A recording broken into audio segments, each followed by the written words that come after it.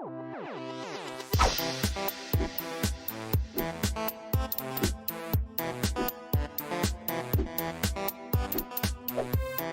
everybody, welcome to another Quicksave Review with me, RC. Quicksave Review, if you haven't seen it before, is basically a Let's Play mixed with a review for a game that I'm currently playing.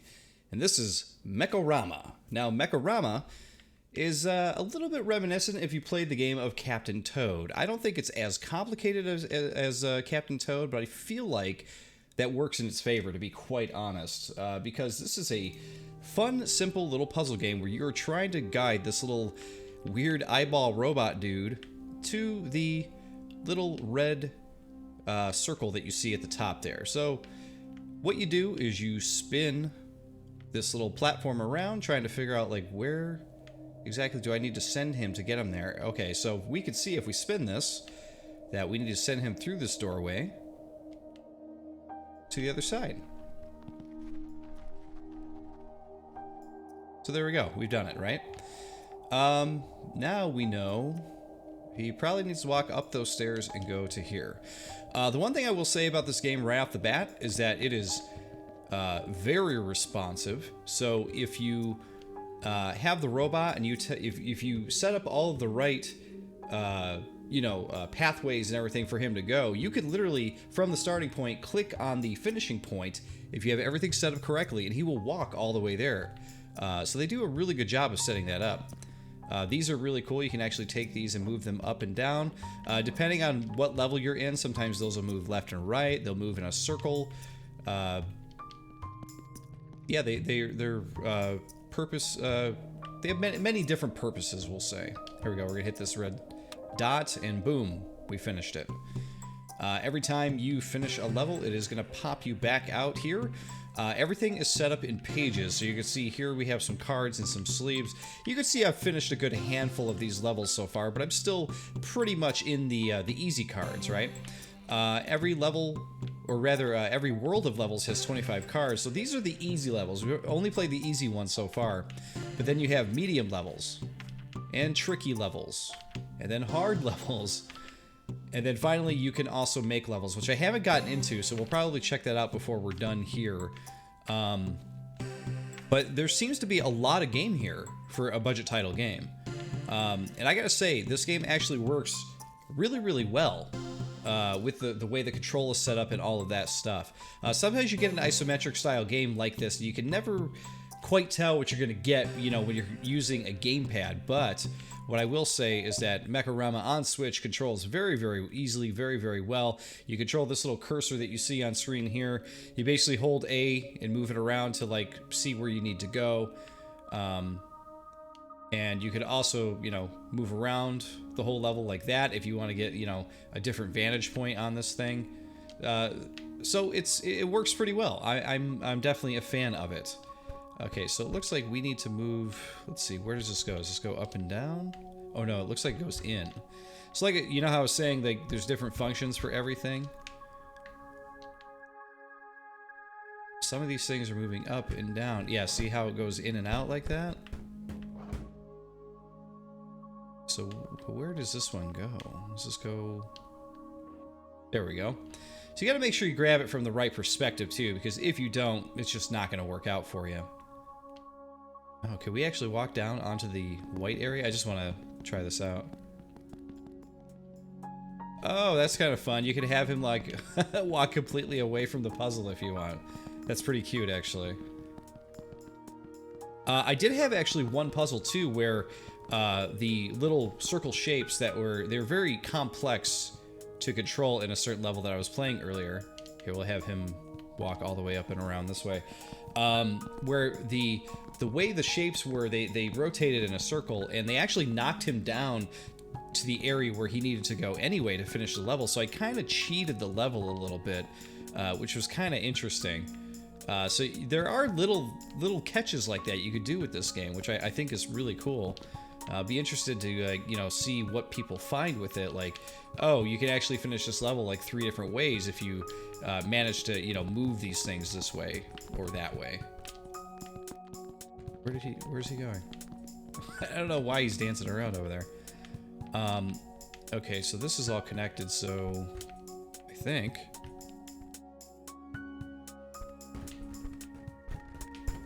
I will say this is the first time that the control has been a little bit more weird. Because I'm trying to pull this thing out, and it just doesn't seem to want to pull out for me. See, this thing seemingly wants to pull out before anything else. That's not a problem. So that's why I'm assuming maybe this thing doesn't actually pull out, but I don't see what else I should be doing. That pulled out. Does this need to come out first?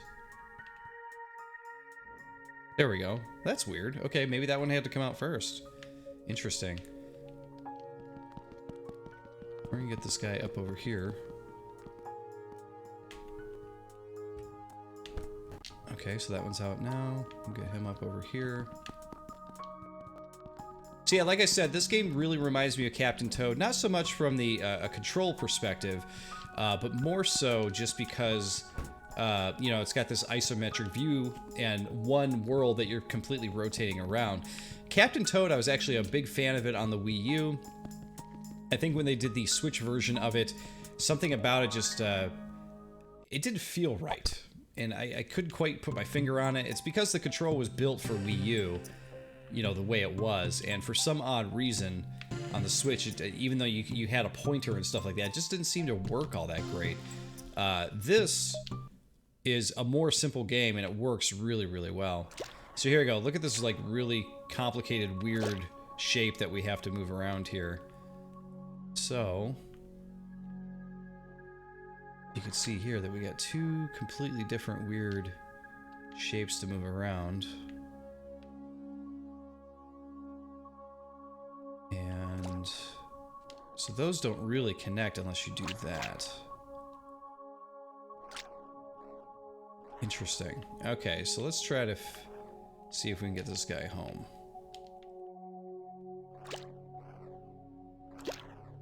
Oops.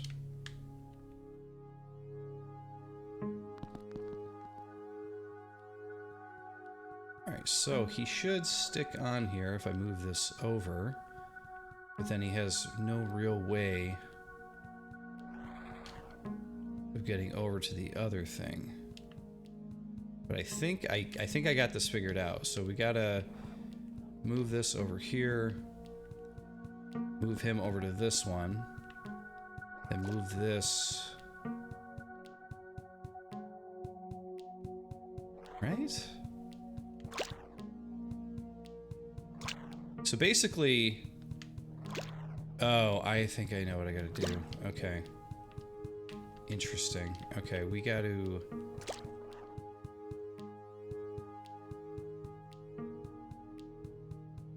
because we got to get him so he's sitting on that. So I think I got this. So let's... actually, it might be quicker if we can restart. Can we... no, I don't need a hint. Here we go. All right. I think I know what we got to do here. So we pop that there.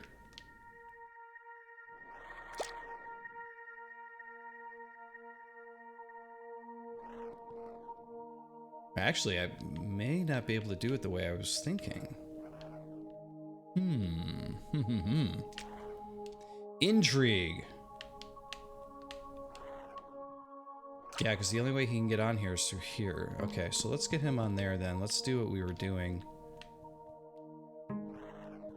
Put him there. Put him here. What happens if we move this down? He will fall in the water. Oh no, he completely falls off. Like I said, I really like that. I love that, like, he could just walk around on the white surface there. That's a ton of fun right there. Very, very silly. So this one, okay, so this is actually the first level that I have seen that's been a little bit of a toughie, we'll say.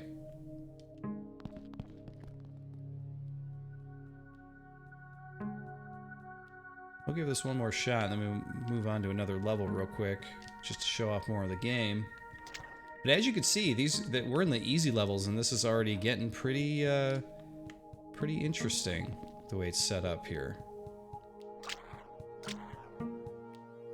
Alright, so for example, like, I could jump... Oh, I got it now. I got it now. I had to use this to get back over here.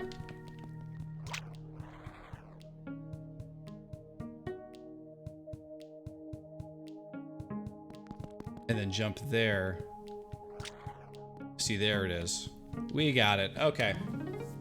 Just took a little bit to kind of piece it together. That's all.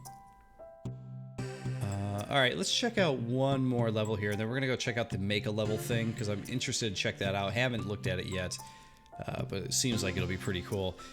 Do we go with the... Let's go with this crazy Castle Red. Let's go with that.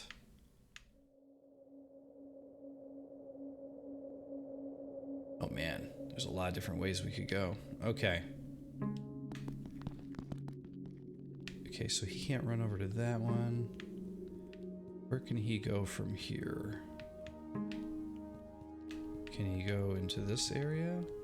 Over here? Doesn't seem like he's really open anywhere over there. Okay, he could get there. Okay, great.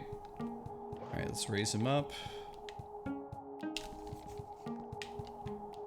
Then we'll move him over here. Pop him up. Put him right there.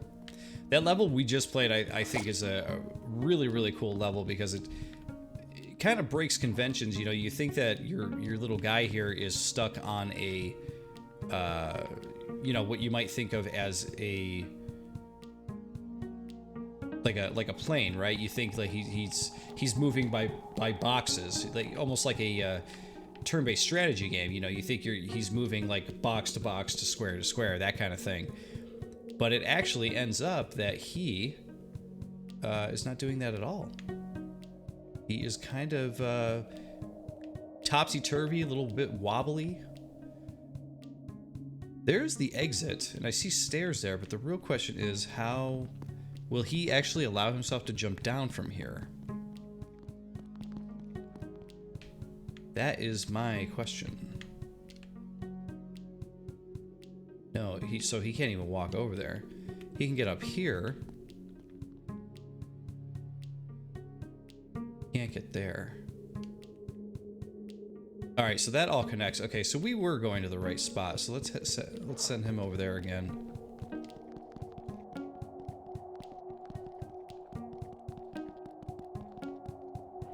Bring him down here. This guy up here, get him there. There it is. Pick this up.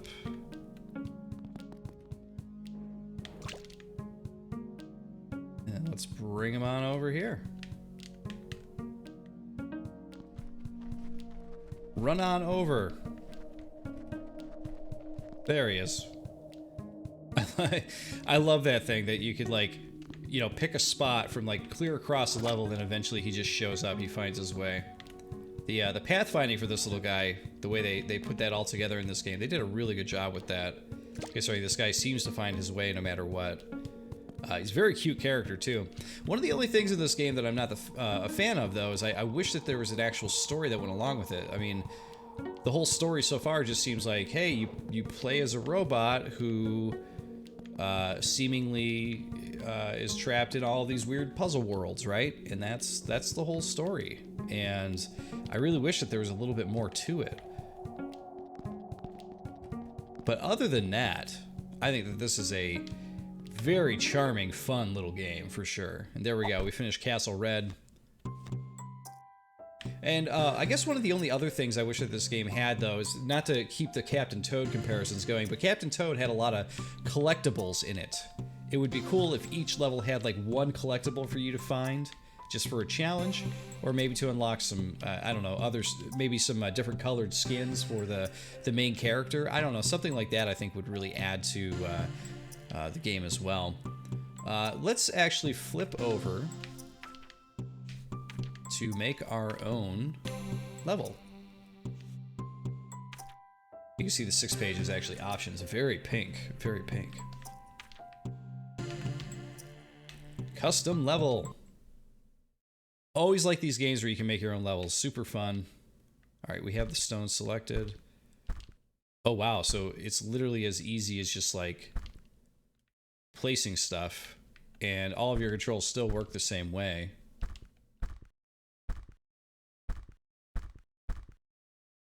Another stone here.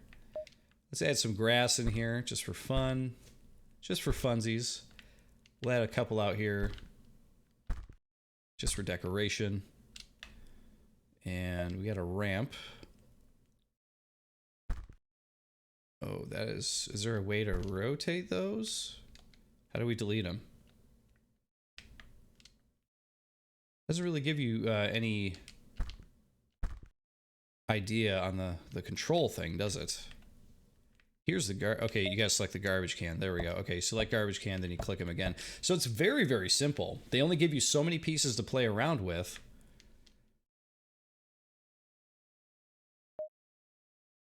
Stone wedge. But how can I rotate the wedge? Okay, so that's a stair. Yeah, see, how do I rotate the stair?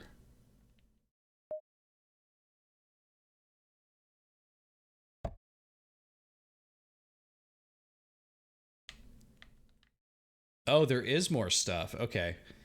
And that you could place a robot. Let's say we want to put the robot... Oop, come on back.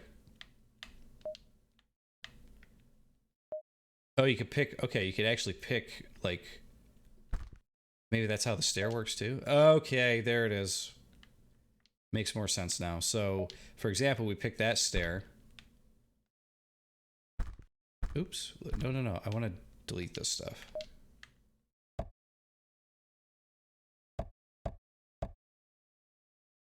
All right, go back to the stair.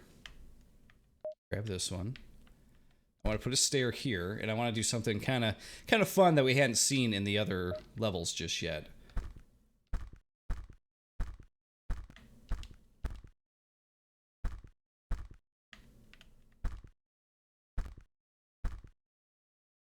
Rotate a bit here.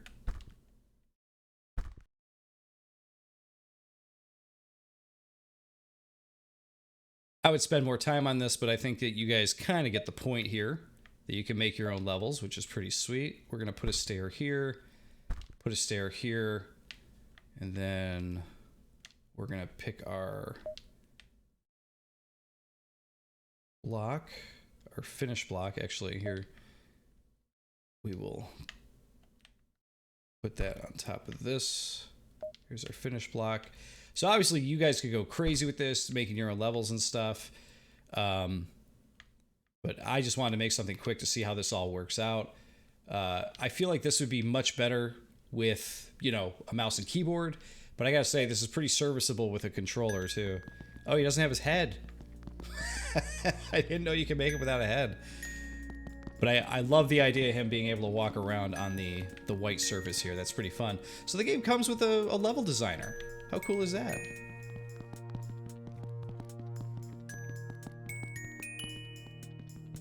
Go up here. I reached the end. Look at that. Very nice. So there we go. We built a level. So we can... Using the editor, select a block from the block. I think we figured it out. I think we're good. And look at that. Saves our custom level. We can build another one later. The only drawback of the custom level thing is that you can't actually share them with anybody unless they come over to play it on your console or something. So that kind of sucks. But other than that, I think it's really, really cool. But the custom level thing, man, we live in an age with you know, Super Mario Maker, and everybody can share their levels online with people. So it's kind of like, I feel like that's the standard now, right?